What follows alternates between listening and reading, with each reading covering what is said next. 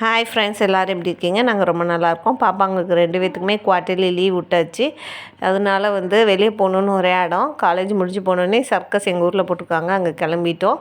இதில் என்ன அப்படின்னா, தெருவில் பொங்கல்லாம் இருந்துச்சு. அதையும் வேடிக்கை பார்த்துக்கிட்டே அப்படியே சர்க்கஸையும் ரீச் பண்ணியாச்சு. டிக்கெட் என்ட்ரன்ஸில் நம்ம டிக்கெட்டு வாங்கிட்டு அப்படியே உள்ளே போயாச்சு. என்ட்ரன்ஸ்லேயே நல்ல டெக்கரேஷன்ஸ்லாம் இருந்துச்சு.